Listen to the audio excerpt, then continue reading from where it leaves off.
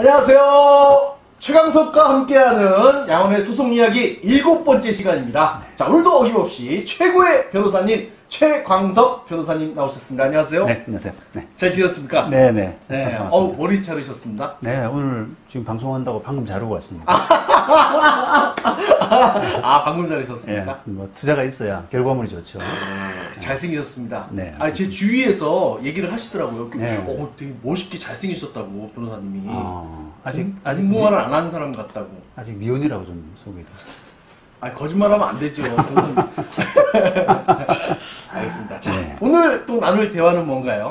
예, 오늘 뭐 사건이 두 개니까. 그러니까요. 두 개라서 처음에는 변호사님께서 한 소송 이야기가 한 15개, 10개 나오겠어요 했는데 네. 풍족하게 나올 것 같은데요. 네, 분량은 충분할 것 같습니다. 네, 그러니까요. 네.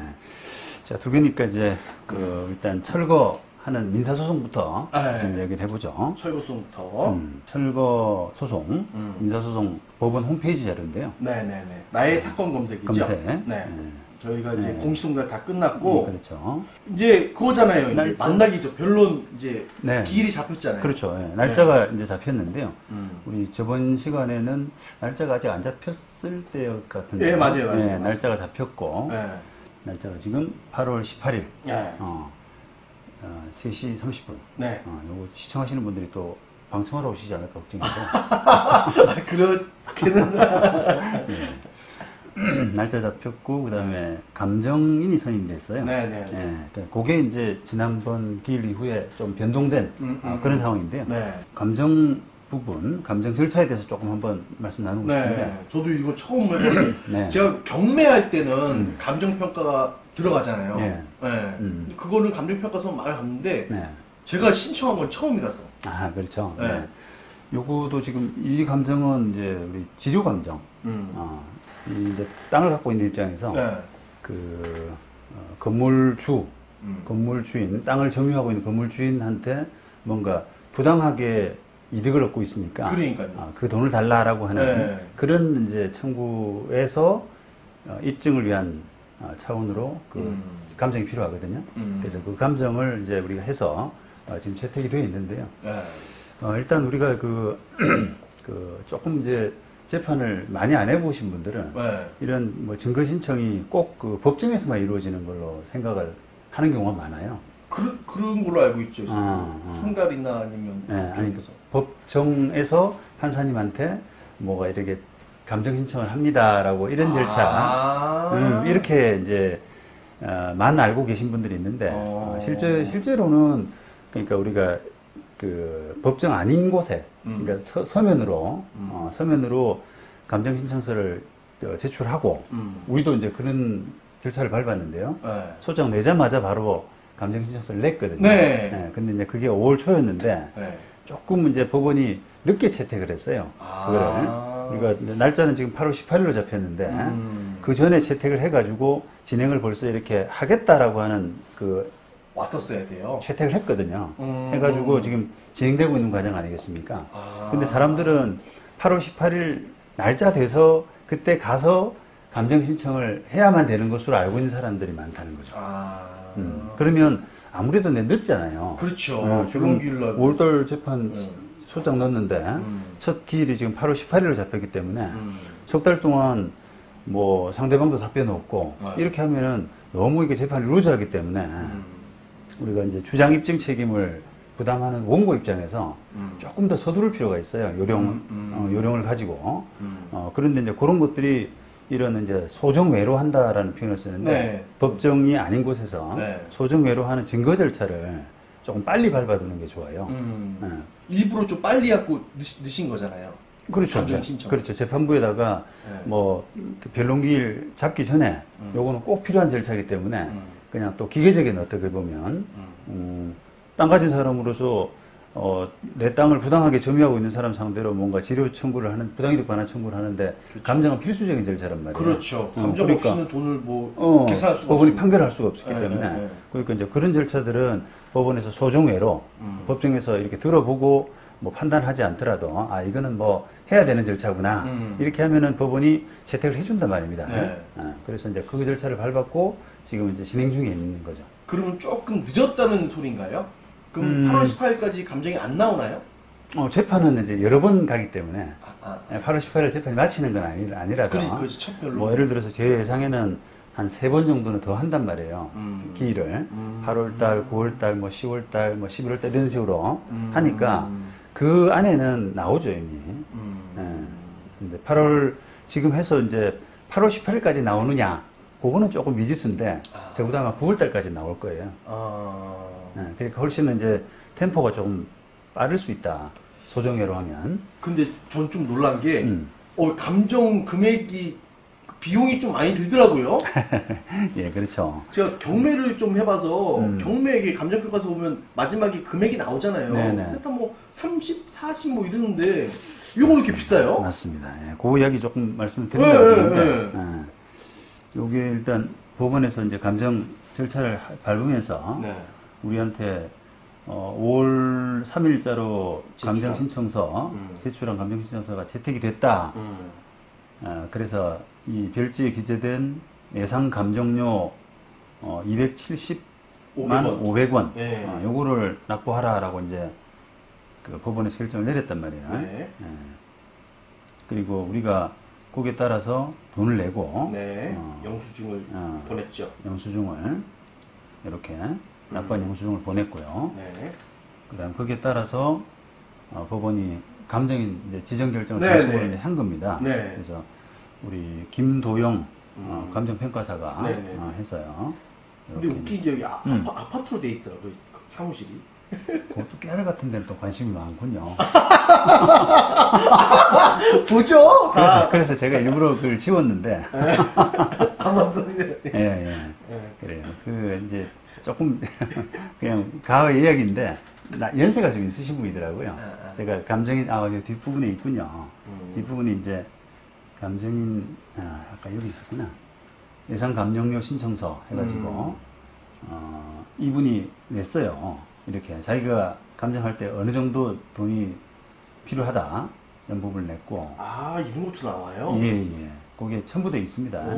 그리고 또 왜 이제 그만큼 돈이 드느냐라고 하는 부분도 이제 계산해서 이렇게 계산을 해서 냈고요.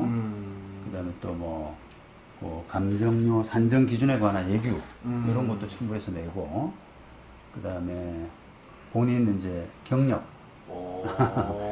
소개하는 부분도 내는데. 저는 왜 못 봤죠, 이걸요? 아마 뒤에 문서가 좀 여러 개 있어서 아마 놓친 것 같아요. 근데 이제 연세가 좀 있으신 분이라 아파트 이야기를 하시길래 그러지 않았나 싶습니다. 그래서 경력도 많고 뭐 그런데 어쨌든 이제 우리가 그 감정료 이야기를 좀 해야 되는데 이게 감정료가 뭐 우리 양은 씨 사건뿐 아니라 대체로 법원 감정은 너무 비싸다라는 거를 많이 해요. 그게. 그래요? 네, 원래. 예. 근데 지금 그 같은 어떻게 보면은 우리가 경매할 때 시세 감정이잖아요. 경매는 시세 감정. 그다음에 거래사례 비교 다 그거잖아요. 그렇죠. 요거는 치료 감정인데 사실은 그 감정의 뭐 어떤 노고라든지 시간, 절차 뭐 이런 정도가 크게 차이가 날 것 같지는 않은데 지금 차이가 금액은 뭐 몇 배씩 나지 않습니까? 그러니까 이게 깜짝 놀랐어요. 그 이제 일단 그 조금 비싼 이유를 뭐 제가 이제 설명을 좀 드리자면 감정을 하고 나서 조금 그 때에 따라서는 사실조회 형식으로 이게 감정이란 게 재판이 서로 대립돼 있는 이해관계가 대립돼 있는 재판에서는 잘 나왔다고 생각하는 사람이 있는 반면에 못 나왔다고 생각하는 사람이 있잖아요. 그렇죠. 서로 다른 이해관계가 다르잖아요. 그러면 이게 좀 부당하다, 못 나왔다라고 생각하는, 자기 마음에 들지 않는다라고 생각하는 사람들이 뭐 사실조회나 이런 절차들을 많이 밟는단 말이에요. 또 감정인 상대로.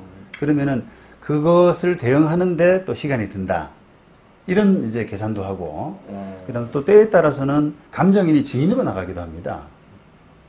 증인으로 불려가서 왜 이렇게 감정을 했는지, 이런 부분에 대해서 뭐 이야기를 나누기도, 증언을 하기도 하기 때문에 그런 부분까지를 다 감안해서 다 감안해서 비싸게 받는다라는 말을 해요. 그럼 그런 게 안 들어왔어. 사실조회나 그런 게 안 들어왔으면 뼈가 돌려줘야지 그러면 리턴. 그렇죠. 근데 이제 이게 사실조회는 사실은 흔하게 그러니까 왜 요런 부분을 왜 감안 안 했느냐 요런 부분을 감안하면은 조금 더 낮거나 높거나 이렇게 돼야 되는데 그런 사실조회는 많이들 해요. 근데 이제 그거는 사실은 큰 노고는 저는 아니라고 봐요. 그러니까요. 왜냐면 이제 자기 감정을 할 때 그 느낀 주관, 어떤 그렇죠. 그런 부분을 그냥 어떤 설득하는 과정이기 때문에 그거는 뭐 당연히 해야 된다라고 보고 그리고 감정인이 지인으로 나가는 경우는 매우 드물어요. 그러니까 그럴 것 같아요. 네, 매우 드물기 때문에 그거는 이제 시간이 좀 들고 하거든요. 그렇겠죠. 그걸 감안해서 이렇게 감정료가 높다는 거는 좀 저로서는 납득이 안 됩니다.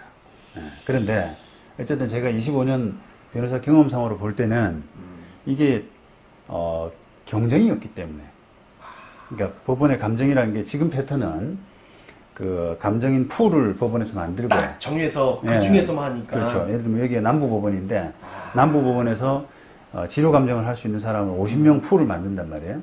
그래놓고 돌아가면서 뺑뺑이 예, 그렇죠. 그러니까 내 차례가 돌아왔을 때 나는 그냥 받을 만큼 받겠다. 시장 경제 원칙이 지켜지지가 않네요. 않죠. 예. 요즘 변호사비도 점점 내려가는 추세인데. 맞습니다. 아니, 간병사 비용이 이렇게 고정돼 있으면. 그래서 대체로 어쨌든 그 감정평가 비용이 불만들이 많아요. 그래서 한때는 이제 법원에서도 이제 그런 부분을 반영해서 풀을 이제 만약 이 사건, 양원시 사건에서 감정인을 3사람을 이렇게 그 후보로 한 다음에 각각 입찰. 예, 그렇습니다. 맞아요. 자기 경력을 내세우고 그다음에 거기에 따른 감정비 이런 걸 제안을 하도록 해요. 그래서 그거를 감정 신청한 사람한테 이렇게 내밀어서 어떤 게 더 선택하겠느냐라고 이렇게 의견을 주게 합니다. 그래서 그 의견에 따라서 웬만하면은 진행해 왔는데 그게 이제 거의 한 5년 전 일이었는데요. 최근에 들어서는 그 절차들을 잘 안 하더라고요. 그러니까 법원도 사실은 어떻게 보면 그게 제일 중요한 게 사실 가격 부분인데 이제 그렇게 하니까 패단은 사실 있죠. 왜냐하면 감정이라는 게 제일 중요한 게 공정인데 그냥 뭐 감정인이 싸게 저가 입찰에 패 있잖아요. 저가로 들어가서 그냥 대충 감정하고 하는 그런 사람들이 이렇게 그 자리를 잡게 되면 곤란하지 않느냐라고 하는 어떤 인식이 있는데 제가 볼 때는 법원도 좀 귀찮은 거예요. 장단점이 있네요. 뺑뺑이 돌아가면서 한 사람씩 찍으면 되는 것을 왜 또 귀찮게 의견 물어보고 그렇죠. 맞아요. 3사람 해가지고 의견 물어서 이렇게 선정하고 하는 그 과정 그런 것들을 법원이 좀 해야 되기 때문에 신경 쓸 것도 많은데 여기까지 신경 써? 막 이런 걸 그렇죠. 그런 부분 때문에 지금은 대체로는 그런 경쟁 입찰 이걸 안 하는 추세입니다. 그러다 보니까 옛날로 회귀한 거죠 지금. 저는 좀 고쳐져야 된다고 봐요. 그러니까요. 제가 해보니까 그 가격이 싸다고 그래가지고 감정이 부당하게 나온다라고 하는 생각은 저는 한 번도 안 해봤어요. 저는 진짜 딱 보면서 아니 이거 거래된 거 몇 개 빼놓고 뭐 보정값 해가지고 나오면 야 그거 한번 나가서 막 그렇게 많이 드나? 그렇습니다. 간평사 이래서 시험 보나? 막 이런 생각이 들더라고요. 예. 그래서 이제 그 간평사들이 대부분 다 법원의 감정을 하려고 합니다. 법원의 감정은 그렇죠. 비싸게 꽤나 수익이 남는 장사이기 때문에 자기 뭐랄까 법원의 간평사다라고 하는 그런 자기 그 이력 이것도 되고 무슨 법원에 했다. 그렇죠. 무슨 법원의 간평사다 이런 이제 이력도 되고 소위 말하면 스펙이죠. 스펙도 따고 돈도 벌고 하는 그런 과정이니까 안 할 이유가 없죠. 그러니까 간평사들이 대부분 다 법원 감정을 한단 말이에요. 그렇게 하고 있고. 그래서 또 좀 약간 부당하게 나오는 것도 있나요? 생각보다 너무 낮게 나온다든지 높게 나온다든지. 그거는 뭐 그 이제 돈과 감정비와 관계없이. 관계없이. 그건 어차피 이제 사람이 하는 얘기이기 때문에 전문가가 하는 얘기이기 때문에 그거는 뭐 그럴 수도 있고 아닐 수도 있는데요. 근데 이제 우리가 많이 제도라는 게 그런 그 감정인 뭐 특수한 어떤 그 능력을 갖고 있는 그런 사람들을 전문가로 쓰면서 그걸 그 사람의 어떤 양심과 능력과 이런 부분을 믿고 하는 절차이기 때문에 그건 어쩔 수가 없어요. 뭐 예를 들어서 뭐 그 사람이 부당하게 누군가한테 뇌물을 먹고 그렇게 부당하게 하는 경우는 거의 없습니다. 그러겠죠. 네, 그렇죠. 법원에 하는 건데. 그러니까 또 허위 감정하게 되면은 그 또 벌을 받거든요. 형사처벌까지. 그런 부분이 있기 때문에 조금 이제 개인의 주관에 따라서 뭐 이렇게 높고 낮고 하는 섭섭함은 있습니다만 크게 이렇게 벗어나지 않는다. 그렇죠. 네. 그리고 이제 그런 돈 문제가 또 한 부분이 그 강제 집행 같은 경우도. 강제 집행. 네, 집행관이 가서 하는 강제 집행. 이제 이 사건도 이제 만약에 우리 예상대로 건물 철거 판결이 난다 그러면 네. 건물 철거 집행, 우리가 대집행 절차라고 하는데 그걸 하게 되거든요. 네. 근데 거기에서 또 비용이 들어간단 말이에요. 그렇죠. 대집행 비용, 철거 비용들. 네. 근데 그것도 역시 우리가 일반인들이 생각하는 것보다 한 두세 배 높다라는 말을 많이 해요. 이거 내가 철거하면은, 내가 철거하면 1,000만 원만 들면 될 텐데, 법원 감정은 2, 3천만 원이에요, 그냥. 그래요. 이렇게, 그렇지. 그렇죠. 그것도 역시 되게 좀 부조리하다고 생각하고, 경쟁이 없고, 뭔가 또 이렇게 집행관하고 그 공사업자하고 무슨 거래가 있는 거 아니냐, 이런 생각도 또 하고, 그런 이제, 의심을 하게 하는. 조금 이렇게 친한 뭐가 좀 이렇게 밥도 먹고 술도 먹고 하는 뭐. 조금 많이 받았으니까 조금 인사해. 뭐 이런 정도가 있는 거 아니냐. 뭐 그런 생각을 할 수밖에 없는 거죠. 이렇게 경쟁을 하게 되면 그런 부분이 조금 덜 줄어들 수 있지 않습니까? 근데 이제 경쟁이 아니기 때문에 그게. 관행이라는 게 또 옛날부터 내려온 그런 게 있을 수도 있겠네요. 네네. 이런 부분은 좀 그 어떤 그 국민의 권익 이런 부분 차원에서 좀 바뀌어야 됩니다. 경쟁 체제로 전체적으로 바뀌어야 된다는 게 생각이에요. 네.